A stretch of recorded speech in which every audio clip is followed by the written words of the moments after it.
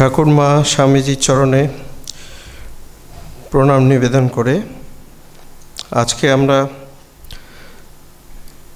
দুজন মহারাজকে পেয়েছি। তারা এই আশ্রমের আমাদের পুরনো আশ্রম থেকে এখানে স্থানান্তরিত হওয়ার পরে যে আজকে আমরা পরিবেশের মধ্যে বিরাজ করছি, এই পরিবেশটি তৈরি করার পেছনে এনাদের অনেক অবদান আছেন। তারা এখন আমাদের থেকে অনেক দূরে আছেন, মঠেরই বিভিন্ন কেন্দ্রে, কিন্তু আজকে আমরা তাদেরকে পেয়ে গিয়েছি। বিশেষ করে পূজনীয় স্বামী শুভব্রতানন্দজি মহারাজ, অঞ্জন মহারাজ নামে পরিচিত। তিনি বর্তমানে আমাদের সেন্ট পিটার্সবার্গ সেই সেন্টারের মিনিস্টার ইনচার্জ হিসাবে আছেন। সেখানে আমাদের এই যে টেম্পারেচার ভারতবর্ষে যেরকম, সেখান থেকে অনেক প্রতিকূল অবস্থা, খুব ঠান্ডা রাশিয়াতে যখন ঠান্ডা পড়ে, কিন্তু তার মধ্যেও মহারাজ দীর্ঘদিন ধরে তিনি সংস্কৃত সাহিত্যে একজন মঠ মিশনের মধ্যে তার একটা আলাদা পরিচিতি আছে। সেই চর্চা দিয়ে, সেই চর্চারই সুবাদে তিনি আমাদের যে দর্শন, ভারতবর্ষের যে দর্শন গ্রন্থ বা ভারতবর্ষের যে আধ্যাত্মিক ভাবধারা, সেই ভাবধারাটিকে উনি ধীরে ধীরে ধীরে ধীরে বহন করে নিয়ে চলেছেন। সেখানে এখানকার মতো এত ভক্ত সেখানে দেখা যায় না, হয়তো কতিপয় ভক্ত, কিন্তু তার মধ্যে থেকেই মহারাজ কিন্তু ঠাকুরমা স্বামীজিকে আশ্রয় করে আমাদের মঠের যে ভাবধারা, যে যেরকম কর্তৃপক্ষরা নির্দেশ দেবেন সে মতোই সেখানে গিয়ে থাকতে হবে, সেরমভাবে মহারাজ আছেন।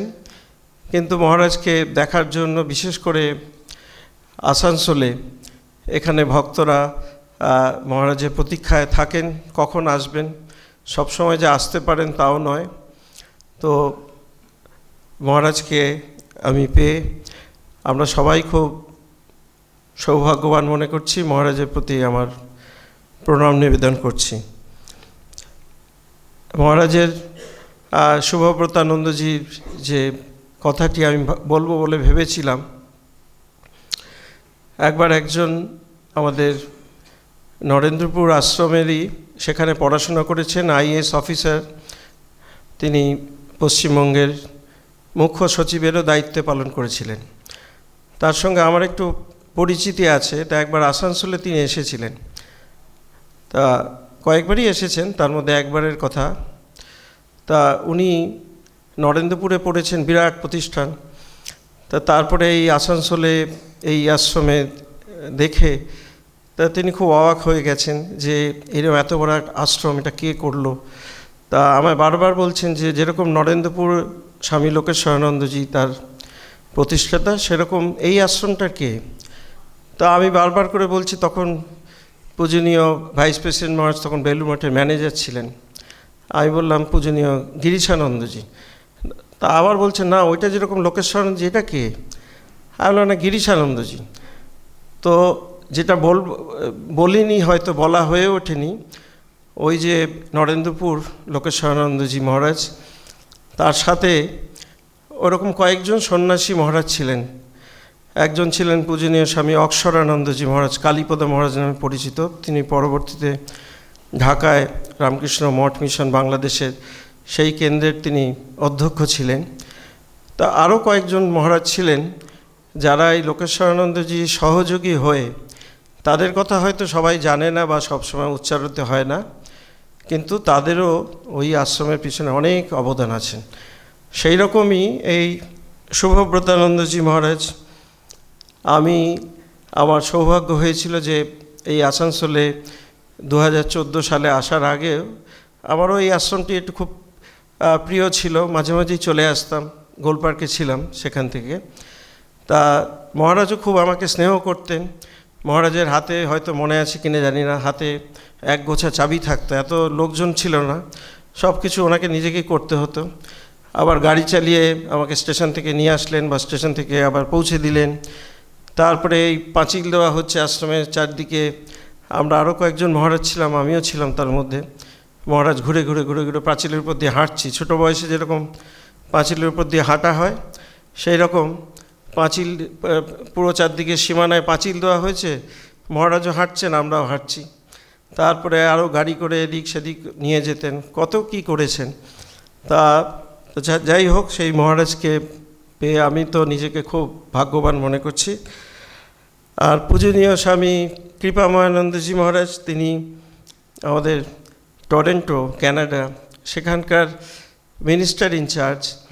আমাদের ওই স্কুল যখন ওই পুরনো আশ্রমে ছিল সেখানেই মহারাজ দায়িত্ব নিয়েছেন। তারপরে ওখান থেকে যখন এখানে স্কুল শিফট হচ্ছে, তো সকলেই আসতে চাইছে, খুব সাগ্রহে আসতে চাইছে তা নয়, তখন এই আসানসোলের এই অঞ্চলটি এতটা জনপ্রিয় ছিল না।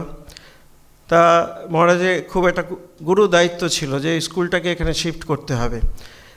এবং এই স্কুলে মহারাজ এখানে যতদিন ছিলেন তিনি স্কুলে এত জনপ্রিয় ছিলেন, আমি গোল পার্কে থাকতেও দেখেছি মহারাজ স্কুলের টিচারদের নিয়ে কেদারনাথ, বদ্রীনাথ এই সমস্ত জায়গায় যেতেন, গিয়ে বোধহয় 2-1বার এরকম ঘুরেছেন, ওখানেও উপস্থিত হয়েছিলেন, মহারাজকে দেখেছিলাম।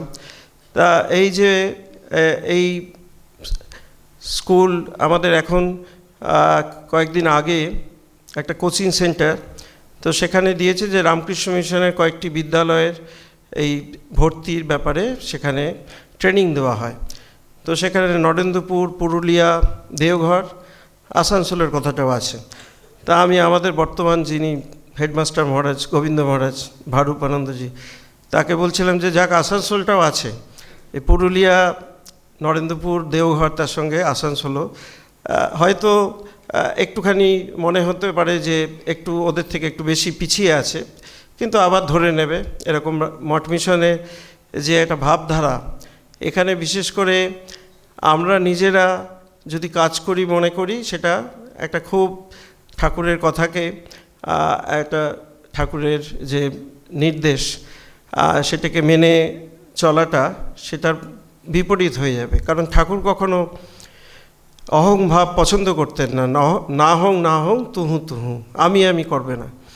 তা সেই জন্যে এই যে আমাদের এই যে ভাবধারা, এখানে ঠাকুরমা, স্বামীজি, তাদের আশ্রয়ে যতটা আমরা নতজানু হতে পারবো তত কিন্তু ওই আশীর্বাদ আসবে। তো হয়তো নতজানু কম হয়েছি, সেজন্য আশীর্বাদ কম এসছে, আরও হয়তো নতজানু হলে ঠাকুর যেরকম করেছিলেন গিরিশবাবুর সঙ্গে স্টার থিয়েটারে, তা সেই রকম এরাই আছেন, এরা চালাচ্ছেন। কিন্তু আমাদের সেই যন্ত্র যদি ঠিকমতো হতে পারি তাহলে পরেই কিন্তু সেটি হবে। তো যাই হোক, সেই কৃপাময়ানন্দজি মহারাজ, তাকেও আমি আমাদের এখানে পেয়ে এই স্কুল রামকৃষ্ণ মিশন, এই স্কুলটি আমাদের বর্তমানের আমাদেরই মঠের একজন কর্তৃপক্ষ মহারাজ, আমি নামটা বলছি না, তা তিনি বলছিলেন যে এইগুলো তো সব একটা ইতিহাসের সাক্ষী। যখন এই স্কুলটি হয়েছে তখন এই আসানসোলে শহরে এইরকম স্কুল আর নেই। তা অনেকেই আসতেন এই স্কুল বাড়িটা দেখতে, যে একটা স্থাপত্য, একটা শৈলী আছে, সেইটি দেখতে আসতেন।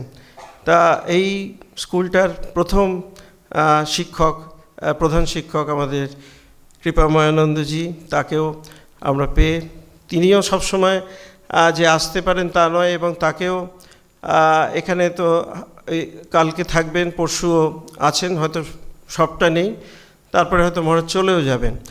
কিন্তু এখানে যারা আশ্রমে আছেন তারাই বুঝতে পারেন যে কত মানুষ মহারাজের হয়তো খোঁজ অনেকে পায়নি, হয়তো পরে আসবে, এসে বলবে ও মহারাজ এসেছিল।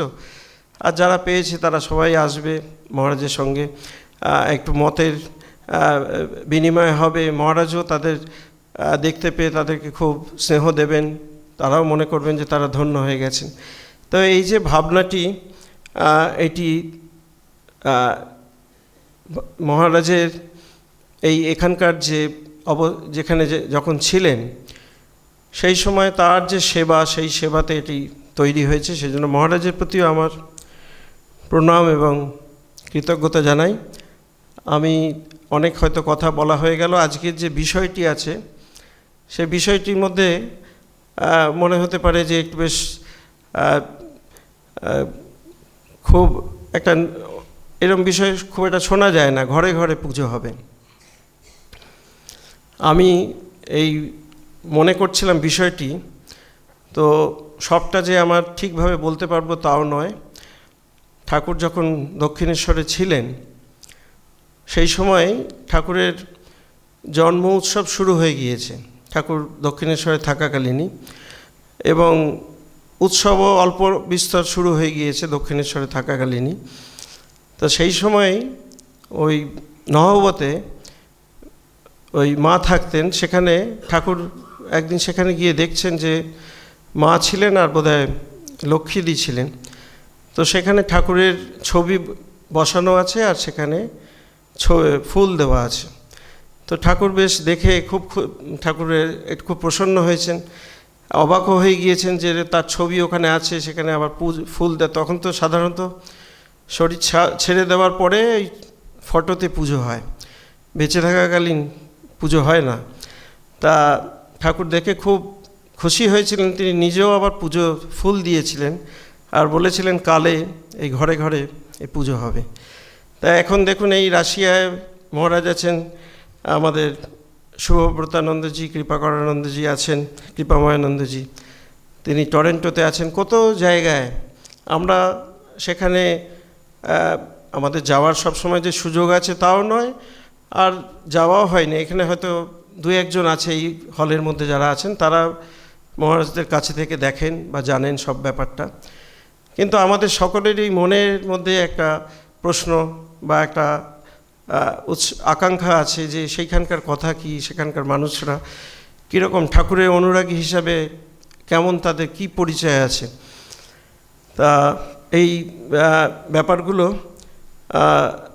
মহারাজদের পেলে জানা যায়। তো যাই হোক, এই ঘরে ঘরে পুজো হবে এই বিষয়ে আমরা আরেকটু পরেই শুনব। আমি শুধু আমার কথা শেষ করার আগে শুধু কয়েকটি কথা বলে দিই। এপ্রিল মাসে 19 তারিখে, সেটিও একটি রবিবার, আমাদের এই পয়লা বৈশাখ উপলক্ষে একটা গানের প্রোগ্রাম হয় কলকাতায়, ওই টালিগঞ্জে সঙ্গীত রিসার্চ একাডেমি আছে, আইটিসি, সেখানকার কোনো শিল্পী আসেন, 2-3 বছর হয়েছে, এবছরও আসবেন একজন। তো সেটিকে 19 তারিখ রবিবার ওই দিনে হবে। আর আরেকটি হচ্ছে পূজনীয় বলভদ্রানন্দজি, উনিও আসবেন। মহারাজ এখনও সাবজেক্টটা দেননি, বিষয়টি দেননি, সেজন্য সেটা নোটিফাই করা হয়নি। উনি 26শে এপ্রিল মহারাজ এখানে বক্তব্য রাখবেন। আর আরেকটা কথা বলে দিই, সেটি হচ্ছে ওই আমাদের অক্ষয় তৃতীয়া, সেই দিনে ভক্তেরা মন্দিরে বসে জপ টপ করেন। তো এবছরও হবে, এবং যারা এখানে অংশগ্রহণ করতে চাইবেন আমাদের ওই বুক সেলস কাউন্টারে সেখানে একটা কুপন দেওয়া থাকবে। যারা দুপুরের প্রসাদ নিতে চান তাদের সেই কুপনটি সংগ্রহ করতে হবে। আপনারা সবার মধ্যে এই খবরটা দিয়ে দেবেন যে কুপনটা হয়ে গেলে, সংগ্রহ করলে যিনি আমাদের এই খাওয়া দাওয়া দেখাশুনো করেন তার পক্ষেও সুবিধা হয়। তো এই অক্ষয় তৃতীয়া কবে পড়েছে? অক্ষয় তৃতীয়া, সেই দিনটিও আমরা বাইরে নোটিফাই করে দেবো, আপনারা জেনে নেবেন। আমি এখানে সবার মধ্যে উপস্থিত আছেন অনেক বিশিষ্ট মানুষজন আছেন। আমাদের আশ্রমের পরিচালন সমিতির সভাপতি আছেন, আরও সদস্য আছেন। আমাদের বিশেষ করে এখন আমাদের কোনো অনুষ্ঠান হলেই আমরা খুব সহজে পেয়ে যাই, কিন্তু তিনিও একজন খুব বিশিষ্ট মানুষ। আমাদের কাজী নজরুল বিশ্ববিদ্যালয়ের তিনি উপাচার্য ডক্টর উদয় বন্দ্যোপাধ্যায় আছেন, আর আরও আসানসোলের বিশিষ্ট মানুষরা আছেন, আমাদের আশ্রমের মহারাজরা আছেন। সকলের প্রতি আমার শ্রদ্ধা, শুভেচ্ছা, মহারাজদের প্রতি আমার প্রণাম নিবেদন করে কথা শেষ করছি। নমস্কার। ওং নিরঞ্জনম নিত্যম অনন্তরূপং ভক্তানুকম্পাদ্রিত বিগ্রহং বৈ ঈশাবতারং পরমেশমিদ্যং তং রামকৃষ্ণং শিরসা নমাম। আমার স্নেহভাজন সমাত্মানন্দজি মহারাজ, উপস্থিত সাধু ভাইরা, সমবেত ভক্তমণ্ডলী এবং মঞ্চে উপবিষ্ট শ্রীমৎ স্বামী কৃপাময়ানন্দজি মহারাজ, সবাইকে অভিনন্দন জানিয়ে এই সন্ধ্যায় আপনাদের সামনে ঘরে ঘরে পুজো হবে। এখন সেই পুজো কীরকম হচ্ছে সেন্ট পিটার্সবুর্গে তার একটা অ্যাকাউন্টস দেবো আর কি। আপনারা এমন একটা সাবজেক্ট দিয়েছেন, সেদিক থেকে নো ডাউট ওখানে তো ঘর নাই, তাহলে বলতে পারেন কিসে থাকে লোকে। লোকে থাকে পায়রার খোপরা আছে, সেই পায়রার খোপরাতে থাকে। ঘর পাবে কোথায়? এক একটা ঘরে সিঙ্গেল রুম ঘর, অ্যাপার্টমেন্ট, ডবল রুম অ্যাপার্টমেন্ট, তারপরে আবার কমিউনিটি অ্যাপার্টমেন্ট, এরকম ভ্যারাইটিস টাইপের অ্যাপার্টমেন্ট।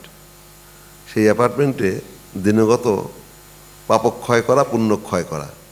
কেন পাপ পুণ্য দুটোই চলতে গেলে পরে জীবনে আমাদের আসে, শুধুমাত্র পুণ্যই হয় না, পুণ্য অর্জনের পেছনে পেছনে পাপও হয়, পাপও আসে। তো দুটোই ক্ষয় করতে হবে। সেই ক্ষয় করা, আবার ক্ষয়ের পেছনে পেছনে ক্ষয় কথা বললে সঞ্চয়ও এসে যায়। একদিকে ক্ষয় হচ্ছে, একদিকে সঞ্চয় হচ্ছে। আলটিমেটলি ভাণ্ডারটা, কলসিটা যেমন যেখানে ছিল সেখানেই থাকছে। সুতরাং এইরকম একটা পরিস্থিতি। আপনারা, আমাদের মধ্যে একটা কিউরিওসিটি আছে, বিদেশে ঠাকুরের নাম কীরকম প্রচার হয় টয়, এগুলো নিয়ে।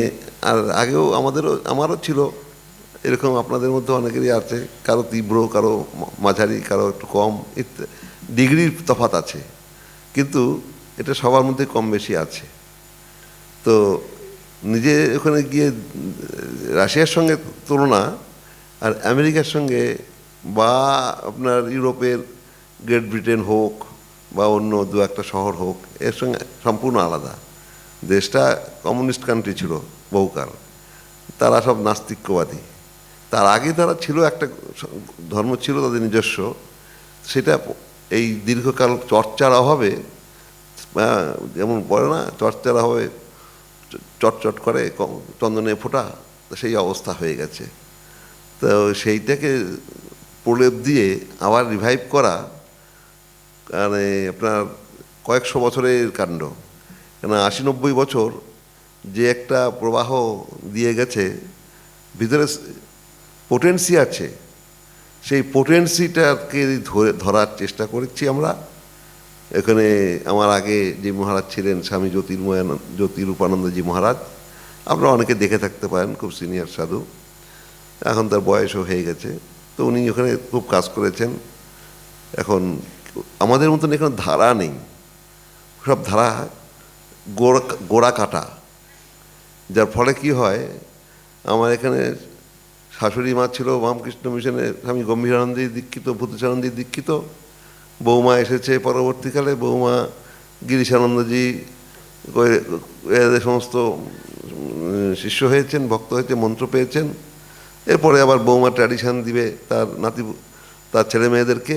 এইভাবে প্রবাহ চলছে আমাদের। এটা আমাদের ভারতীয় ধারা, সেই ধারা আপনি ওখানে পাবেন না। খুব ইন্টারেস্টিং কথা বলি, আমি আমার সিনিয়র সেই মহারাজকে বললাম যে কী যে করলেন, আজকে 30 বছর 35 বছর এখানে মাটি খুললেন, তো মানে আমার মন চিরে ভিজছে না, মন গলছে না। হ্যাঁ, ফ্র্যাঙ্কলি বলছি আপনাদেরকে, ঘরে ঘরে পুজো পরে বলবো। হ্যাঁ, তো সেই জন্য আমি বললাম, মহারাজ কী করলেন?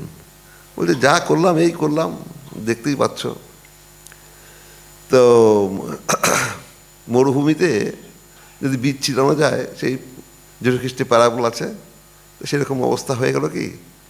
বলছে না, দেখো, যদি কখনো একটু এক ফোঁটা বৃষ্টি পড়ে, তো সেই যে বীজের যে পোটেন্সি আছে, সেই পোটেন্সি থেকেই তা একটা ফর্ম নেবে, রূপ নেবে। এখানে বাপ বেটা, ভাই বোন, স্বামী স্ত্রী, যার যার তার তার, একেবারে কাট আপনার 14-15 বছর হয়ে গেলে পরেই আর বেশি ওদিকে কারো কেয়ারও নেয় না, কেউ কেয়ারও দেয় না। এই যে আজকে কত মানে আমাদের এই যারা এসেছেন, মায়ের হাত হাত ধরে কত বাচ্চা এসেছে, হ্যাঁ, বাবার হাত ধরে কত বাচ্চা এসেছে, মহারাজকে দেখতে যাবি চল। তো এই মহারাজের সঙ্গে আমার সম্পর্ক ছিল, ছেলেও একটা কৌতূহল হচ্ছে বাবার সঙ্গে এই মহারাজের সম্পর্ক কি ব্যাপারটা। এখন 7-8 বছর 8-10 বছর শিশু, সেও একটা তার ভেতরে একটা এটা গ্রো করছে, কৌতূহল আসছে, ভাব আসছে কি ব্যাপারটা। তো এইভাবে আমাদের পরম্পরা চলে আসছে, সেই পরম্পরাটা যেন কাট আপ না হয়ে যায়। এই যে কাট আপ করার জন্য আপনার প্রচুর শত্রু আছে, নিজের ভিতরে একটা শত্রু তো আছেই, কিন্তু বাহ্য শত্রু কম যায় না। অন্তঃশত্রু যেটা, সেটা আরও ভীষণ মানে শক্তিশালী। সেইটাকে যদি প্রতিরোধ করা যায় তাহলে পরে বাহ্য শত্রুগুলো অটোমেটিক্যালি নিউট্রালাইজ হয়ে যাবে। তো সেই জায়গাটা যদি হারিয়ে যায় তাহলে পরে এই দুর্ভাগ্য, পরিতাপের। আমাদের যাতে না হারায় তার জন্যেই এই রামকৃষ্ণকে ধরে ঘরে ঘরে পুজোর বন্দোবস্ত ভগবান স্বয়ং নিজেই সম্মুখে বলে গেছেন। আর তারই এই সমস্ত হচ্ছে কি আমরা প্রকাশ দেখছি, বিকাশ দেখছি গ্রাম গ্রামান্তরে। একেবারে রিমোট গ্রাম, তাদের ভালো মতন ঘর নাই নিজের, হয়তো একটা খড়ের ঘর বা টিনের চালা বা টালির চালা, সেরকম ঘরেও ঠাকুরের পায়ে পুজো ফুল দিচ্ছে দুটো, নিজে পায় না শোয়ার জায়গা, তবু ঠাকুরকে নিয়ে সেখানে তারা জীবনযাপন করে। আমি দেখেছি মনসাদ্বীপ আশ্রমে গেছিলাম একবার, সেখান থেকে কেন্দ্র করে আমাদের গ্রামের দিকে 24 পরগনার ওই সমস্ত জায়গায়, মেদিনীপুরের ওই সমস্ত খাড়ি টাড়িতে কিছু কিছু জায়গায়, বহুদিন আগে গেছিলাম অবশ্য, 2010-11 সাল নাগাদ হবে। তো সেই যাই হোক, আপনাদের অনেকেরই সেই সমস্ত অভিজ্ঞতা আছে, আমি সেই সম্বন্ধে আর কি বলবো। এটা নিয়ে সেন্ট পিটার্সবুর্গেও আপনার তাই, এরকম একটা জায়গা যেখানে মানুষ অধিকাংশই হচ্ছে গিয়ে আপনার এটাকে বলে অপারমার্থিক দৃষ্টিভঙ্গি নিয়ে চলে, ব্যবহারিক ইউটিলিটি নিয়ে চলে, ইউটিলিটিবাদী। এখানে গেলে কি হবে, এখানে ভগবানের নাম করতে হবে, ধ্যান করতে হবে, চারদিকে যুদ্ধ চলছে, দেখতেই তো পাচ্ছেন, YouTube, news paper, radio, TV, সর্বত্র চারদিকে যুদ্ধ চলছে। ভারতও এর মধ্যে জড়িয়ে পড়ে যাচ্ছে, কখনো কখনো চেষ্টা করছে কাটিয়ে বাইরে বেরিয়ে আসতে, কেননা বাহ্য শত্রুর চাপ। তো সেই বাহ্য শত্রুর চাপকে উপেক্ষা করতে গেলে অন্তরে যিনি আছেন, সেই যে রক্ষাকর্তা, তাকে খুব যদি দৃঢ় করা না যায়, তার দৃঢ় শক্তি সম্পন্ন যদি না যায়, দুবলা পাবলা হলে পরে তার পক্ষে রক্ষা করা সম্ভবপর নয়। রাষ্ট্রের ক্ষেত্রেও যেমন, ব্যক্তির ক্ষেত্রেও তেমনি। কাজেই আর এই রাষ্ট্রের ক্ষেত্রে যেমন মিলিটারি বল দরকার একটা আছে, আর তার সঙ্গে সঙ্গে রাষ্ট্রের জনগণের একটা বল। মিলিটারি দিয়ে দেশ রক্ষা করা যায় না। জনগণ যেমন হচ্ছে গিয়ে অন্তঃশক্তি, সেই অন্তঃশক্তিকে যদি দৃঢ় করা যায়, শক্ত করা যায়, তখন দেশও সুসংগঠিত থাকবে, দেশের মানুষ নিরাপদ থাকবে। সেইভাবে দেশকে তৈরি করতে হয়। ব্যক্তির ক্ষেত্রেও তেমনি, রাষ্ট্রীয় জীবন এবং ব্যক্তিগত জীবনেও এইরকম একটা দৃঢ়তা মনের দিক থেকে, শারীরিক দিক থেকে আমাদের সবসময় যে যুঝে উঠতে পারি, যে কোনো পরিস্থিতি আসুক যুঝে উঠতে পারি। তা নিজেকে যুঝতে গেলে পরে কি করতে হবে, সেরকম অস্ত্রশস্ত্র সজ্জিত করতে হবে। সেই অস্ত্রশস্ত্র আপনারা বলি হিন্দু সনাতনী, অনেকেই বলেন আমরা সনাতনী সনাতনী সনাতনী। যখন আমি বলি বামুনের বেটা হয়েছ, গায়ত্রী মন্ত্র জপ করো দেখি, একটু উচ্চারণ করে বলো দেখে আমাকে, কিছুই বলতে পারে না, মানেও তো জানি না। পৈতেরা কোথায়? পৈতেরা তো মহারাজ এই বাড়িতে রেখেছিলাম, খাটে আছে। তো এই তো হচ্ছে বামুনের লক্ষণ, হ্যাঁ, পৈতেধারী বামুন। আর হচ্ছে গিয়ে বাড়িতে গীতা আছে, গীতা নেই। লাল গীতা উদ্বোধন থেকে কিনে নিয়ে যাবি, আমাদের উদ্বোধনে যে কোনো শোরুমে যাবি, আশ্রমে যাবি, লাল গীতা রাখবি। একটা লাল চণ্ডী আছে আমাদের, সেই চণ্ডী রাখবি। তারপর শক্তি আসবে। শক্তির মানে শুধু কথামৃত এই সময় পড়লে হবে না, গীতাও চাই, চণ্ডীও চাই, শক্তি স্ফুরণ করতে হবে। আর তার সঙ্গে বিবেকানন্দের পত্রাবলী, ভারতে বিবেকানন্দ, এই সমস্ত বইগুলো শুধু আলমারিতে বুক সেল উদ্বোধন এত লক্ষ টাকার বিক্রি করলো, বিরাট বিরাট প্রচার। আরে প্রচার করে কিছু হবে না, নিজেদের ভেতরে ওখানটাকে ঝাঁকুনি না দিলে পরে কি হলো? তো সেই স্বামীজির বই পড়বো, স্বামীজির চিন্তাভাবনা খুব সেল হচ্ছে, কিন্তু অনুধ্যান নেই। ভক্ত সম্মেলন হচ্ছে, এই যে আজকেই আমার কাছে পেপার আছে, আমি বাইপাস করে আসলাম, ওখানে ধরা পড়লে পরে আর এখানে আসতেই পারতাম না 4টের মধ্যে। ওখানে প্রচুর ভক্ত এসেছে, তারা আপনার ভক্ত সম্মেলন চলছে আজকে বেলুড় মঠে, 2000 অডিয়েন্স সেখানে ভর্তি, হাউস প্যাক, ফুল একেবারে। তো হচ্ছে ভালোই, বেলুড় মঠে গেলাম, সাধুদের সঙ্গে দেখা সাক্ষাৎ করলাম, ঠিক আছে। কিন্তু ভেতরে একটা যে আজ অন্তর থেকে যে একটা স্পৃহা আসবে জানার জন্য, রামকৃষ্ণ কে ছিল, কেন এলো, তার মানে তাকে আমরা কেন পূজা করব, তাকে পূজা করে আমার ব্যাংক ব্যালেন্স বাড়বে না আমার ছেলে মেয়ের কিছু একটা হবে, এই যে চিন্তা ভাবনা, স্বার্থ নিয়ে চিন্তা ভাবনা, একেবারে মানে পাতি স্বার্থ যাকে বলে, নিজের ব্যক্তি স্বার্থ, সেই সমস্ত নিয়ে চিন্তা ভাবনা অনেক আছেন এরকম আমাদের সংসারে। শুধুমাত্র ভারতেই নেই তা নয়, বিদেশেও তো সর্বত্রই ওই একই দশা। এদের মধ্যে যারা একটু এক্সেপশন, তারাই আপনারা এখানে এসে বসে আছেন, তারা হরিকথা শোনার জন্য এসেছেন। কিন্তু হরিকথা মধ্যে শুধুমাত্র যে এই গীতার শ্লোক বলবো, উপনিষদের শ্লোক বলবো, ভাগবতের শ্লোক বলবো, শ্রীরামকৃষ্ণের কথা বলবো, এটাও যেমন আছে, তেমনি বর্তমান পরিস্থিতির মধ্যে দিয়ে আমরা কেমন করে রামকৃষ্ণকে ধরে একটা সুদৃঢ় জীবন, ব্যক্তি জীবন এবং সুদৃঢ় সমষ্টি জীবন, রাষ্ট্র জীবন তৈরি করব, সেই দিকে ধ্যান দেওয়া খুব একান্ত দরকার। কেননা যদি ব্যক্তি জীবন যদি ঠিক না হয়, রাষ্ট্র জীবন কোনো দিন ঠিক হবে না। আমি ছেলেবেলায় একজন মহারাজকে বলছিলাম এই সমস্ত প্রবলেমের কথা। তো মহারাজ, আমরা তো আমাদের আগেও ছিল, আপনারা সময়ও ছিল, তো ভবিষ্যতেও থাকবে। বলছে এইটাই তো জগৎ, দ্বন্দ্ব আর সংঘাত, এই না হলে পরে জগৎই হবে না। যেখানে সাম্য সেখানে জগৎ নাই, সেখানে একেবারে ইউনিফর্ম যেখানে, সেখানে সৃষ্টি নাই।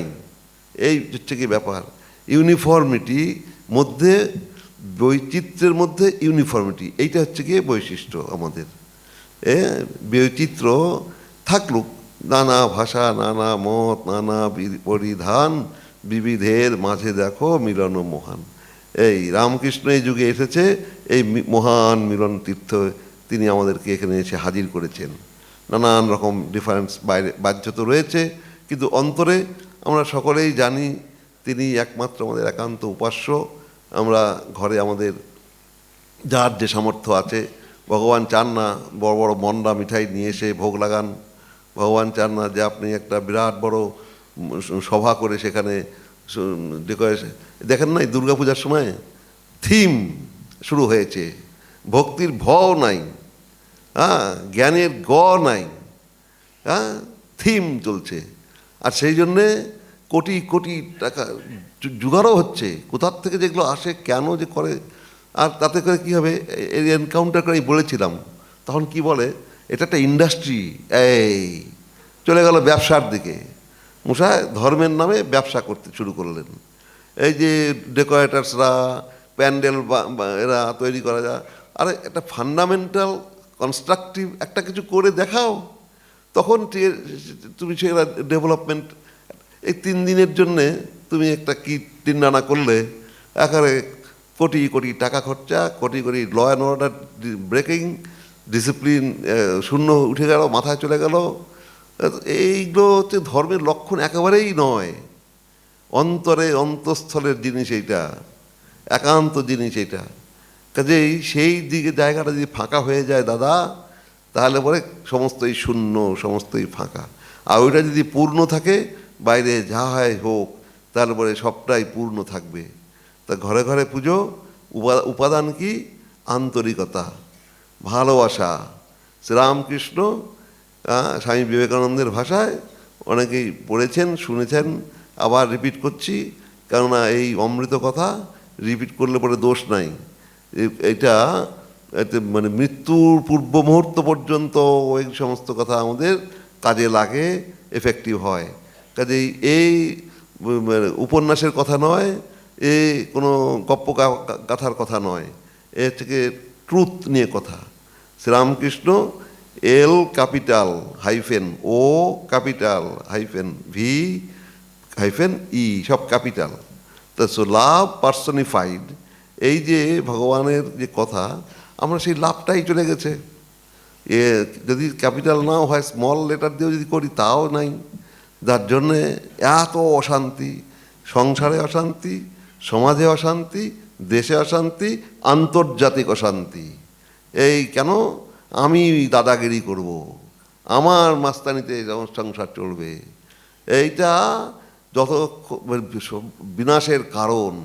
অহংকার, কাঁচা আমি, একেবারে কাঁচা আমি, গোদা কাঁচা। সেই কাঁচা আমিটা শ্রীরামকৃষ্ণের ভাষায় কাঁচা আমি। পাকা আমি যদি হয়, ভক্তের আমি যদি হয়, তাহলে সেখানে শরণাগতি আসে, সেখানে নিরহংকারের ভাব আসে, সেখানে পুজো আপনি যাই দিন, আপনার থিম টিম লাগবে না, ফুল চন্দন আর বাতাসা দিয়েই, নকুলদানা দিয়েই আপনি সেই পূজা সম্পন্ন করতে পারেন। কাজে যদি ভালোবাসা থাকে ভেতরে, আন্তরিকতা থাকে ভেতরে, তখন সেইটা মধুর হয়ে যায়। আর পথ মসৃণ হয়, নিজের internal development plus external society, community, তখন তারাও সেদিকে আপনার নিজেদেরকে এগিয়ে নিয়ে যেতে পারে। তো সেই জন্য আমরা যে কোনো প্রফেশনেই থাকি না কেন, যে যেখানেই থাকি না কেন, সেই প্রফেশনটা আমরা ভালোবাসার সঙ্গে করব, ডিউটির সঙ্গে, ডিউটির জন্য নয়, শ্রদ্ধার সঙ্গে, ভালোবাসার সঙ্গে এটাকে যদি করি, তাহলে আবার কী হবে না, সেটা ডিউটিটা তখন একটা আমাদের আন্তরিকতার জিনিস, অন্তরের উপাস্য জিনিস বলে একটা প্রতিষ্ঠিত হবে। তো সেই জায়গাটা সব সময় যদি স্বার্থ নিয়ে দেখি, গোষ্ঠী স্বার্থ, পলিটিক্যাল স্বার্থ, আমার বাপ জ্যাঠা চোদ্দ পুরুষের স্বার্থ, শুধু স্বার্থ। আরে ভাই, নিঃস্বার্থপরতাই ধর্ম, এটা হচ্ছে কি আমাদের সনাতন ধর্মের কথা।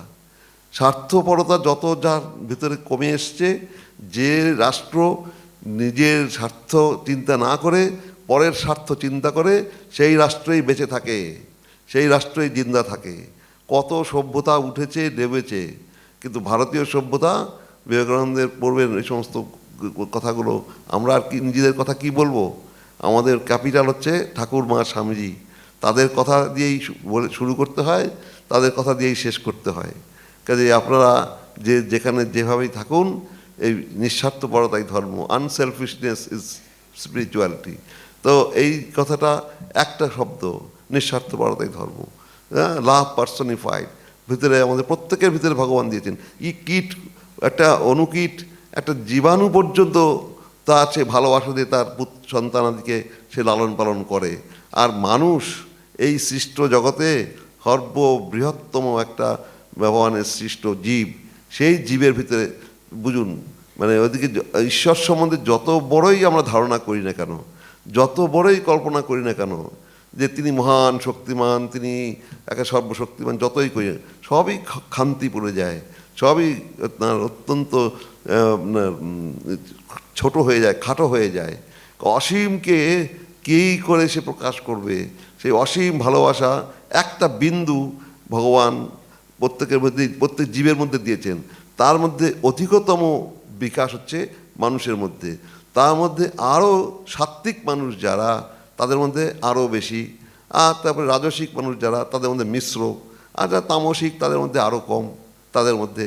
তা এইভাবে ক্লাসিফিকেশান আছে। গীতা শ্রদ্ধাত্রয় বিভাগ যোগ, সপ্তদশ অধ্যায়, ত্রয়োদশ অধ্যায়, বা এই সমস্ত যেগুলো আছে আপনার ত্রয়োদশ থেকে 18 পর্যন্ত যে শ্লোকগুলো আছে, এগুলো এত ইন্টারেস্টিং। প্রত্যেক হিন্দু হও, অহিন্দু হও, যে কোনো সম্প্রদায়ের মানুষ হও, যে কোনো বয়সের মানুষ হও, মানুষই হও, কোনো কিচ্ছু যায় আসে না। আপামর জনসাধারণ যত এটাকে অনুধ্যান করবে, তত বেশি শক্তিমান হবে। কে চায় দুর্বল হয়ে থাকতে? সবাই শক্তি চায়, সবাই স্পিরিট চায়। তো সেই স্পিরিট কি আকাশ থেকে আসবে, না সে ভূমি থেকে ফুটে উঠবে? তোমার ভেতরেই আছে। এটা আমরা নিজেরা আজকে এই 50, 52, 55 বছর এই রাস্তায় হেঁটে হেঁটে চলে আমরা সেটা এখন অনুভব করি। তা না হলে পরে সেই সত্তায় শক্তিমান হয়ে এই সমস্ত বিকাশ হয়েছে। এগুলো জানবেন কোনো ইন্ডিভিজুয়াল মানুষের এফার্টে হয় নাই। সেই ইন্ডিভিজুয়াল মানুষটাকে কেন্দ্র করে সেই বিরাটই প্রকাশ করার চেষ্টা করছে। স্বামী সমাত্মানন্দজি বলছেন না যে মহারাজ মহারাজ মহারাজ, অঞ্জন মহারাজ চিনতে পারছে না, ওই মহারাজের নাম কেন বলছে না? এই মহারাজ ওখানে লয় হয়ে গেছে। যদি যত ওই সমস্ত অন্যান্য মহারাজরা রয়েছেন তাদের মধ্যে লয় হয়ে আছেন। অন্যান্য ভক্তরা যারা সাহায্য করেছেন তারাও এই সব রামকৃষ্ণের মধ্যে লয় হয়ে আছেন। যারা এখনো বেঁচে আছেন, জিন্দা আছেন, তারাও জানবেন মানসিকতার দিক থেকে ওখানে তারা ইয়ে হয়ে আছেন, স্থিত হয়ে আছেন, অবস্থান করছেন। কাজেই অনেক যারা আমাকে অনেক পুরনো যারা এসেছেন, যারা জানেন, তারা তো ঠিকই আছে। তো এরকম করে প্রবাহ চলে যাবে। অনেকে শরীর চলে গেছে, অনেকে বয়স হয়ে গেছে, আসতে পারেন নাই, যাই হোক এই সমস্ত নানা। এই যে আপনার আমাদের যে রামকৃষ্ণদের লয় হতে হবে, আসল কথা আমাদের কারো উৎপত্তিও নেই, বিনাশও নেই, আমাদের শুধু একটা অবস্থার মধ্যে দিয়ে আমরা সকলেই যাচ্ছি। হ্যাঁ, আমরা যেটা উৎপত্তি বলছি, সৃষ্টি বলছি, এগুলো কি সুপ্ত হয়ে থাকে, আবার ব্যক্ত হয়, আবার শেষে লয় হয়ে যায়, লীন হয়ে যায়, বিনাশ হয় না। ঘটটা যে আপনারা দেখি, কুম্ভকার ঘট করলো, ঘট তৈরির আগে ঘটের অভাব ছিল, ঘট উৎপন্ন করলো, ঘট তৈরি করলো, ঘরটা আমরা টেবিলের উপরে সাজিয়ে বা দুয়ারে সাজিয়ে ঘট কলস রাখি আমরা, মঙ্গল কলস, মঙ্গল ঘট রাখি আমরা। তারপরে একটা সময় গিয়ে ঘরটা আবার বিসর্জন দিয়ে আসি নদীতে। তো এই ঘর কি হলো, সেই ঘরের মৃত্তিকাটা ঘরে লয় হয়ে গেল। তো এই যে আমাদের যে সৃষ্টির যে ব্যাপারটা, এই বিশ্ব ব্রহ্মাণ্ড সৃষ্টির ব্যাপারটাও ওই রকম। তো এগুলো দর্শন, কোনো ধর্মের কথা বলা হচ্ছে না এখানে, কোনো ডাইমেনশন নেই, কোনো কী বলে এটাকে আপনার ডিনোমিনেশন নেই, ডাইমেনশন না ডিনোমিনেশন। এটা হচ্ছে কি কোনো ডিনোমিনেশন নেই, কোনো ফর্ম নেই, কোনো ফিগার নেই, কোনো স্টেট নেই, সমস্ত কিছু বিয়ন্ড। তা কাজেই এই যে ডিনোমিনেশন লেস ডিমোনেশন, শ্রীরামকৃষ্ণ এইটা হচ্ছে গিয়ে এরকম একটা পার্সোনালিটি। বিবেকানন্দ খণ্ডনভাব বন্ধনে যে করেছে, দেখবেন আপনারা তার একটা এরকম ব্যক্ত রূপ, একটা অব্যক্ত রূপ। তিনি ব্যক্ত রূপ অব্যক্ত রূপ দিয়ে তিনি চেষ্টা করে দিয়েছেন যে আমরা যেন তাকে ধরার চেষ্টা করি, যার যেটাতে ধরা যায়। একটা ধরতে গেলে পরে একটা মানে রূপও চাই, আবার রূপের পারে যে অরূপ তাকেও চাই, আবার রূপের অরূপের পারে যদি কিছু থাকে তাকেও চাই। এই গীতার 13 অধ্যায় পড়বেন, তাহলে পরে দেখবেন এই সমস্ত শঙ্করাচার্যের শঙ্কর ভাষ্য কমেন্টারি পড়বেন, আমাদের লাল গীতা প্রত্যেকে নিয়ে যাবেন, প্রত্যেকের ঘরে থাকবে। আমাকে খালি মহারাজ আসুন আসুন আমাদের বাড়িতে আসুন, আমি যখন বলি তোদের বাড়িতে যাব, তোদের বাড়িতে কী কী বই আছে বল আগে, হ্যাঁ, তাহলে পরে সেই বই আমি চেক করতে যাব। তখন ওই নাম টাম করতে করতে ভাঙা ভাঙা কিছু কিছু বলে কেউ কেউ। আজকাল একটু শিক্ষিত হচ্ছে, তো আগে তো আরও বলতে পারতো না, আজকাল একটুখানি শিক্ষা দীক্ষা আরও পাচ্ছে। এই সমস্ত আমাদের যে প্রোগ্রেস শিক্ষার এত হচ্ছে, পার্সেন্টেজ হচ্ছে না, তো কাজে এই সেদিক থেকে ঠিকই আছে। কিন্তু আমি বলি যে যদি তোর বাড়িতে গম্ভীরানন্দজি মহারাজের উপনিষদ গ্রন্থাবলী না থাকে, যদি তোর বাড়িতে লাল গীতা না থাকে উদ্বোধনের, লাল চণ্ডী না থাকে, তারপরে রামকৃষ্ণ কথামৃত যদি না থাকে, বিবেকানন্দের পত্রাবলী, ভারতের বিবেকানন্দ যদি না থাকে, তাহলে আমি কিসের জন্য তোদের বাড়িতে যাব? আমার সঙ্গে তোর সম্পর্কটা হচ্ছে গিয়ে রামকৃষ্ণকে কেন্দ্র করে। শুধু খাওয়া, আরে ভাই এই দিক দিয়ে দিলে ওদিক দিয়ে চলে যায়, হ্যাঁ, খালি খাওয়া, আর কিছু ঢুকাও এখানে সেবেলা নেই। এখানে কিছু প্রকাশ করো, কিছু গরিবের সাহায্য করো, কিছু দুস্থ লোকের একটু চ্যারিটি করো, তো সেই সমস্ত নেই, খালি খাওয়া আর গপ্প আর এই এইটার মধ্যে কিছু নেই। আগে এটা হচ্ছে প্রাথমিক অবস্থায় ঠিক আছে, আস্তে আস্তে সেই প্রাথমিক স্টুডেন্টই পড়ে থাকবো, সেকেন্ডারিতে উঠতে হবে, হায়ার সেকেন্ডারিতে যেতে হবে, গ্র্যাজুয়েশন করতে হবে, পোস্ট গ্র্যাজুয়েশন করতে হবে, পিএইচডি করতে হবে, কত স্টেজ আছে। এই সমস্ত স্টেজ যদি না করি তাহলে পরে কী করে চলবে? তো আমি ঘরে ঘরে পূজা আপনারা যারা করবেন তারা কিন্তু আমি চাই যে পত্র পুষ্প ফল জল ছাড়াও অন্তরে একটা আন্তরিকতা দিয়ে সেই বিদ্যার চর্চা, বুদ্ধির চর্চা, এগুলো যদি না থাকে তাহলে পরে শুধু এই ভোগ লাগাবো, ডাটার চচ্চড়ি খাবো আর জীবনযাত্রা নির্বাহ করব, ওগুলোতে কিছু খুব একটা বেশি লাভ হয় না, ওই কোন্দল হয় শুধু। হ্যাঁ, চর্চা করলে পরে তখন ফ্লারিশ করে, হৃদয়ের ফ্লারিশ করবে, বুদ্ধিরও ফ্লারিশ করে, সব। Head, hand and heart, Vivekananda চেয়েছিলেন যে তিনটা যেন একটা সমান্তরাল লাইনে চলে। তো শুধুমাত্র হেডও দরকার নেই, আবার হার্টও দরকার নেই, শুধু হ্যান্ডও দরকার নেই, একটা সমান্তরাল থাকবে। তার জন্য সাধনা করতে হবে, তার জন্য চর্চা করতে হবে, প্র্যাকটিস করতে হবে। একটা যেমন যায় তো যাক না, বিবেকানন্দের কথা জীবনে পালন করতে গিয়ে, রামকৃষ্ণের কথা পালন করতে গিয়ে, এরকম কত জীবন গেছে, কত জীবন আসবে। শুধু এইটুকু মাথায় রেখে আপনারা সকলে এগিয়ে যান। আর আমাদের সোমাত্মানন্দজি মহারাজ অনেক, আমি দেখি তো, এই যে সৌভিক আছে, সৌভিক না সৌরভ বুঝি, সৌরভ, সে পাঠিয়েই যাচ্ছে সেই সমস্ত। এখন তো ইউটিউবে সবই দেখা যায়, স্টেট ফটোগ্রাফার, কাজেই ও তবু আমি দেখি আরও অনেক চ্যানেল থেকে আসে। আসানসোলের সঙ্গে হটলাইন তো, যে কোনো কিছুই বাদ যায় না। আপনারা আর একটা ফাইনাল একটা হাসির খোরাক দিয়ে শেষ করে দিচ্ছি। আমাদের কেন এই যে সমস্ত কথাগুলো বললাম, এই যে লাস্ট একটা বক্তৃতাতে সোমাত্মানন্দজি অ্যাড্রেস করছেন কোনো মহারাজে, যে দুপুরবেলা কোনো একটা অনুষ্ঠান হচ্ছে, সব খিচুড়ি লাইনে চলে গেছে, হলটা ফাঁকা পড়ে আছে। সোমাত্মানন্দজি বলছেন আমার হৃদয় আজকে বেদনায় ভরে যাচ্ছে, কবে আমার হৃদয় পূর্ণ হবে? তো হৃদয় পূর্ণ সেদিনকেই হবে সোমাত্মানন্দজির। ভাই, সংসারে এটাও চাই, এটাও চাই, এটাও চাই, কাজে এই মিশ্র সংসারে মিশ্র ফল, আমাদের এই দিয়েই এগিয়ে যেতে হবে। আশা ভরসা, আলো অন্ধকার, এর মধ্যেই জীবন। এটা যদি না থাকে তাহলে সব শেষ হয়ে গেল। ওম শান্তি শান্তি শান্তি। জয় শ্রী গুরু মহারাজ জি কি জয়। খুবই ভালো লাগছে এতদিন পরে, আর মহারাজের মনোজ্ঞ বক্তৃতা শুনে আমাদের সবার মন খুব ভরে গেছে। আর খুব ধর্মজীবনের খুব সার তত্ত্ব মহারাজ আমাদের সামনে রেখেছেন। ধর্মজীবন কি, কিভাবে আমাদের চলতে হবে, ভাবতে হবে, ব্যবহার করতে হবে। আর খুব সুন্দর প্রাঞ্জল ভাষায়, এতদিন মহারাজ যে রাশিয়াতে আছেন, বাংলার বাইরে আছেন মনেই হয় না। এত সুন্দর বাংলায়, কোনো কিছু অসুবিধা নেই মহারাজের বলতে। আসলে মহারাজ ওখান থেকে বাংলায় অনলাইন ক্লাসও দেন, ভাগবতের ক্লাস করেন, গীতার ক্লাস করেন। মহারাজ খুব অনেক, সারা পৃথিবীতে ওনার ছাত্র আছে, ছাত্রছাত্রীরা। খুবই খুবই আনন্দ হলো। আজকে আমাদের এখানে সব সুধীবৃন্দ আছেন, মহারাজরা আছেন, ব্রহ্মচারী মহারাজরা আছেন, আর আমাদের সমাজ সেবকরা আছেন কতদিন ধরে পুরনো চেনা সব, আর শিক্ষা জগতের সব বিশিষ্ট ব্যক্তি উপস্থিত আছেন। তো এই সুন্দর এই সভায় আর বলা যে ঘরে ঘরে পুজো হবে, তো একজন বয়স্ক লোক একটা গ্রামে একটা শিশুর কাছে গেছে, আর শিশুর কাছে গিয়ে তার সামনে নীল ডাউন হয়েছে, প্রণাম করছে, বলছে বাবা, তোমাকে না কালে কালে লোকে অবতার বলে পুজো করবে, তুমি আমার প্রণতি নাও। যে বয়স্ক ব্যক্তি হচ্ছে চিনু শাঁখারি, আর শিশু হচ্ছেন শ্রীরামকৃষ্ণ বালক। সে চিনু শাঁখারি শিক্ষিত ছিল না এই সামান্য ভাষায়, কিন্তু তার শিক্ষার যে অন্তর চোখ, কি করে সে চিনল শ্রীরামকৃষ্ণ অবতার পুরুষ, সেই চিনু শাঁখারি বলল।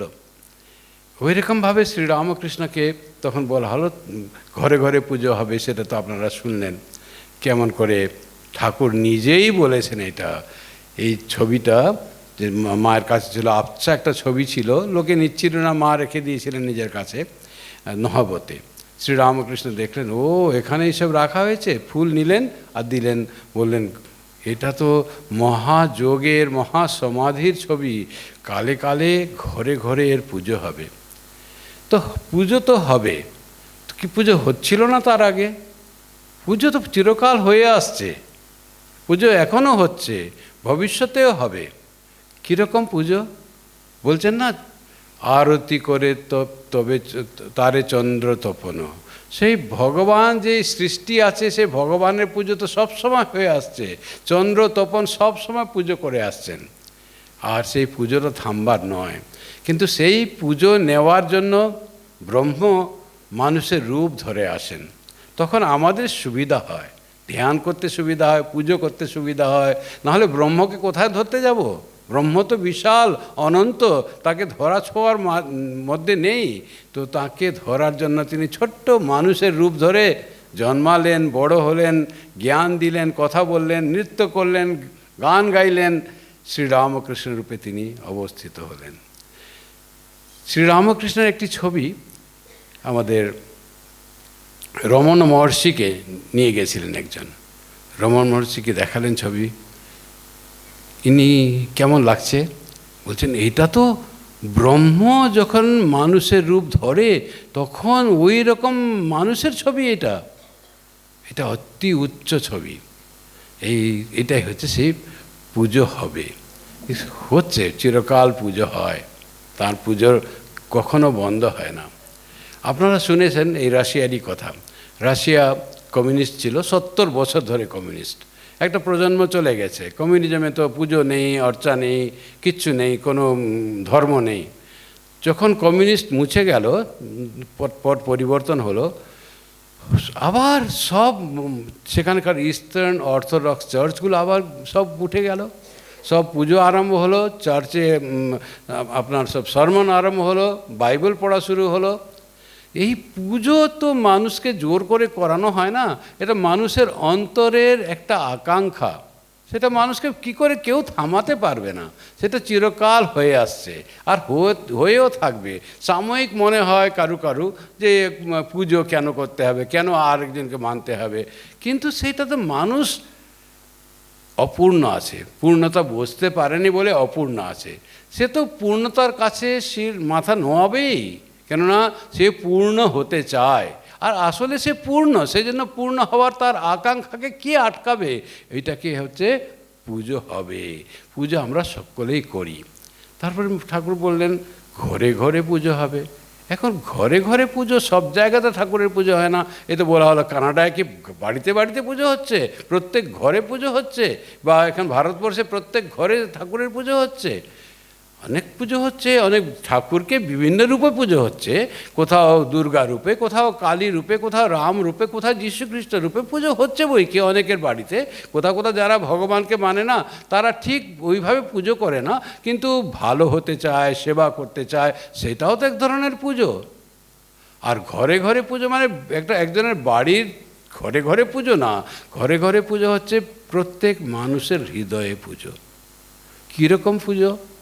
মানুষের এই যে দেখুন না, এখনও ঠাকুরের ভাব কীরকম প্রচার পাচ্ছে। এই তো মহারাজ কোথায় কোথায় রাশিয়াতে গিয়ে ওখানে ঠাকুরের ভাব ওখানে জ্বালিয়ে রেখেছেন, আলো জ্বালিয়ে রেখেছেন, লোক আসছে। আমি তো এই গেছিলাম ওখানে, নেপালে গেছিলাম পশুপতিনাথ দর্শন করতে, তো মহারাজের সঙ্গেই গেছিলাম। ওখানে হঠাৎ করে একটা জায়গায় গেছিলাম, বুড়া নীলকণ্ঠ বলে একটা মন্দির, বিষ্ণুর মন্দির, সাহিত্য বিষ্ণু যেমন ত্রিবান্দ্রমে আছে অমনি। হঠাৎ করে একজন ভদ্র মহিলা, বিদেশি, তো এসে আমাদের দেখে হাসতে শুরু করলো। আমরা ছবি তুলবো, তো উনি এলেন, আমি তুলে দেব, তো খুব হাসছেন, খুব পরিচিত মতো, তো ছবি তুললেন। মহারাজ জিজ্ঞেস করলেন আপনি কোন দেশ থেকে এসেছেন? তো বলছে আমি তো রাশিয়া থেকে এসেছি। তখন বললেন যে কোথায়, রাশিয়া কোথায় থাকেন? আমি তো এই সেন্ট পিটার্সবুর্গেই থাকি। আপনার সঙ্গে আবার ছবি আছে, আমি আপনার আশ্রমে গিয়েছিলাম, ছবি দেখিয়ে দিলাম ফোনে। দেখুন কোথা থেকে রাশিয়ান একজন ভদ্রমহিলা এসেছেন, এখন কোথায় তীর্থ করতে এসেছেন, তিনি আশ্রমে গেছেন।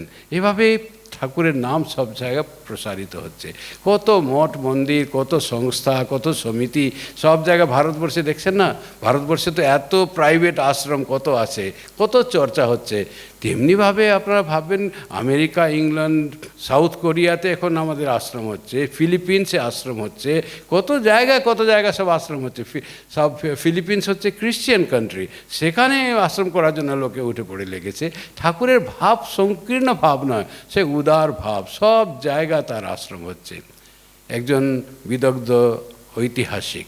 তিনি বলেছিলেন যে যদি জগৎকে বাঁচতে হয় তাহলে শ্রীরামকৃষ্ণের সর্বধর্ম সমন্বয়ের ভাব নিতেই হবে।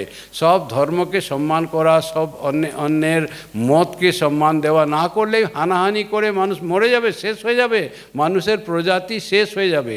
শ্রীরামকৃষ্ণের ভাব না নিলে মানুষ থাকবে না বলেছিলেন। কবে? অনেকদিন আগে। আর্নল্ড টয়েনবি বলে একজন লোক।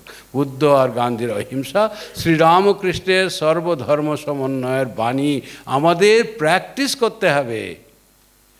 এরকম অনেক মনীষীরা আছেন, তারা সব বলেন। এই তো কানাডা থেকে একজন আমাদের প্রাইম মিনিস্টার এসেছিলেন, কার্নি। তিনি কি বললেন? বললেন স্বামী বিবেকানন্দ বলেছেন, rise awake and stop not till the goal is reached. আমাদের ওইটাই করতে হবে বিকশিত ভারতের জন্য আর কানাডা স্ট্রং করার জন্য আমাদের এইটাই করতে হবে। স্বামী বিবেকানন্দের বাণী নিয়ে করতে হবে। আর স্বামী বিবেকানন্দ তো শ্রীরামকৃষ্ণ থেকে আলাদা নন, একদম শ্রীরামকৃষ্ণেই আর একটি রূপ হচ্ছে স্বামী বিবেকানন্দ। এই ঘরে ঘরে পুজো হওয়া সব সময় দেখবেন প্রসারিত হচ্ছে, প্রচার হচ্ছে। কানাডা মতো দেশ, আমাদের ওখানে 2টো সেন্টার আছে। আর লোকসংখ্যা কত? 3.5 কোটি, এইটুকু লোকসংখ্যা। 2টো সেন্টার রামকৃষ্ণ মিশনের সেন্টার আছে। ওই ছাড়া আরও 4-5টা প্রাইভেট সেন্টার কানাডাতে, উইনিপেগে, আপনার ক্যালগেরিতে, এডমন্টনে, মন্ট্রিয়ালে, অটোয়াতে সব প্রাইভেট সেন্টার হচ্ছে। লোকে সব আসছে, বেশিরভাগই ভারতীয় বংশোদ্ভূত, কিন্তু ওখানেকার লোক আকৃষ্ট হয়ে আসে। আর ওখানে সব ধর্মের লোক আসে, হিন্দু ছাড়াও মুসলমান, খ্রিস্টান সব আসে। বলে আমি আরও কাছে যেতে চাই, শ্রীরামকৃষ্ণকে বুঝতে চাই, একটু দীক্ষা নিতে চাই, মন্ত্র জপ করতে চাই, সাধনায় ডুবতে চাই। সব ধর্মের লোক আকৃষ্ট হচ্ছে ঠাকুরের বাণী নিয়ে, ঠাকুরের প্রতি। ঘরে ঘরে পুজো হবে। পুজোটা কীরকম? একটা তো মহারাজ বললেন, পত্রম পুষ্পম ফলম তয়ম। শ্রীকৃষ্ণ বলেছেন পুজো করতে গেলে তোমাকে সবসময় ষোড়শোপচারী পুজো করতে হবে না, কিছু পত্র, পুষ্প, ফল আর জল এমনি করে দাও, তাহলেই হবে। কিন্তু দেওয়ার একটা কায়দা আছে, তবে পুজো হয়। কিভাবে দিতে হবে? ইয়ো মে ভক্তিয়া প্রয়চ্ছতি, ওই ভক্তি ভাবে দিতে হবে। শুধু এসে ছুড়ে দিলাম, সেটাতে পুজো হলো না। পুজো হতে গেলে ভক্তির হৃদয়ে ভক্তি, তারপরে যা দেবে সেটাই নিয়ে নেব। একজন জিজ্ঞেস করলো ভক্ত, স্বামী সর্বদেবানন্দজি, তিনি এখন আমাদের হলিউডে সেন্টার আছে আমেরিকাতে, তার অধ্যক্ষ। তাকে জিজ্ঞেস করলো, আচ্ছা মহারাজ, ঠাকুরকে তো আমরা ভোগ দিই, তো যেটা রাখা হয়, ভোগ দেওয়া হয়, সেটাই তো সব পেয়ে যায়, ঠাকুর কি নিলেন তবে? তিনি বললেন, না, ঠাকুর নেন। কেন, কি করে নিলেন? যা দিই সেটা তো সব পুরোপুরি ফেরত পেয়ে যায়। আর লোকে বলে ঠাকুর যদি সত্যিকারে নিয়ে নিতেন তাহলে তো লোকে ভোগ দিত না, কেননা কমে যাবে। তো বলছে, না, ঠাকুর নেন। তুমি দেখো নি বাচ্চাগুলোকে, তুমি ক্রিম বিস্কুট কখনো খেতে দেখেছো? বলছে, হ্যাঁ। তো কীভাবে খায়? তা ওরা প্রথমে ক্রিম বিস্কুটটা খুলে নিয়ে ওইটা ক্রিমটা চাটে, ক্রিমটা খায়, ওইটাই ভালো লাগে ওদের। ভগবানও ঠিক সেই বাচ্চা শিশুর মতো। উনি যে তুমি নৈবেদ্য নিবেদন করছো না, ভোগ নিবেদন করছো, তার সঙ্গে যে তুমি ভালোবাসা দিচ্ছ, সেই ভগবান সেই ভালোবাসা চাটেন, আর তখন ওইটা নৈবেদ্য হয়। এই ভালোবাসা, ভক্তি ভগবানের খুব প্রিয়। আর পুজোটা কীরকম হবে? তো আমি বললাম, দেশ বিদেশের সব লোক আসছে। রবীন্দ্রনাথ কেমন সুন্দর বলেছেন না, ঠাকুরের জন্মশতবর্ষে সেই বলেছে, কবিতা লিখেছেন, ছোট্ট 6 লাইনের কবিতা। সো তিনি বলছেন যে, হ্যাঁ, কী সাধকে, হ্যাঁ, সাধনায় বহু সাধকের বহু সাধনার ধারায় ধ্যানে মিলিত হয়েছে তোমার ধারায়, দেশ বিদেশের প্রণাম আনিল টানি, সেথায় আমার না তোমার জীবনে অসীমের লীলাপথে নূতন তীর্থ জন্ম নিল এ জগতে, দেশ বিদেশের প্রণাম আনিল টানি, সেথায় আমার প্রণতি দিলাম আনি। তো এই যে সব দেশ বিদেশের প্রণাম এনেছে ঠাকুরের কাছে, কেন নূতন তীর্থ, নূতন দেবতা, নূতন যুগ, নূতনভাবে ঠাকুর নিয়ে এলেন আমাদের জন্য। সেটা কি নিয়ে এলেন? সেটা সেই পুজো, নূতনভাবে পুজো। কীরকম পুজো? একটা তো সেই মন্দিরে পুজো। ঠাকুর বললেন সেটা করলে কি পুজো হয়? শিবজ্ঞানে জীব সেবা করতে হবে। স্বামী বিবেকানন্দ বললেন শিবের মাথায় তুমি জল ঢালছো, শিব বেলপত্র দিচ্ছ, শিবের মাথায় ভোগ দিচ্ছ, সেটাতে শিব পুরোপুরি সন্তুষ্ট হন না। তুমি দুস্থের সেবা করছো কি, যার প্রয়োজন আছে তার জন্য কিছু সাহায্য করছো কি, সেইটা করলে তবে শিবের পূর্ণ পুজো হবে। সেটা শ্রীরামকৃষ্ণের কাছ থেকে স্বামী বিবেকানন্দ শুনে সেটা বলেছিলেন, রামেশ্বরম মন্দিরে বলেছিলেন। এখনও উৎকীর্ণ করা আছে, ওখানে ফলক লাগানো আছে কি বলেছিলেন শিবের পুজো কি করে হবে। সেই পুজোটা করার ব্যাপারে ঠাকুরের পুজো। ঠাকুরের পুজো হচ্ছে এই আমাদের ব্যবহারে। সব মহারাজ বললেন না, ব্যবহার আমরা অন্যের সঙ্গে কেমন ব্যবহার করি, নিজের মতো করে শ্রদ্ধার সঙ্গে ভগবান আছেন ভেবে এভাবে ব্যবহার করি কি, তাহলে ঠাকুরের পুজো হলো। সব ছোট বড় না, সকলে সম্মানীয়। যে কাজই করুক, যে পেশাই থাকুক, যে বয়সই হোক, ছাত্ররা শিক্ষককে সম্মান করে। কিন্তু শিক্ষক কি ছাত্রকে সম্মান করতে পারে না? নিশ্চয়ই সম্মান করতেই হবে। ছাত্রের মধ্যে সম্ভাবনা থাকে, তার মধ্যে বীজ আছে, সে মহিরু হবে, সেই জন্য তার সম্মান, সেই সম্মান নিয়ে তাকে পড়ালে তখন যে ছাত্রের ভিতরে জিনিসটা বেড়ে উঠবে। সন্তান বাবা মাকে সম্মান করে, বাবা মা সন্তানকে সম্মান করতে পারবে না? তা করতে হবে।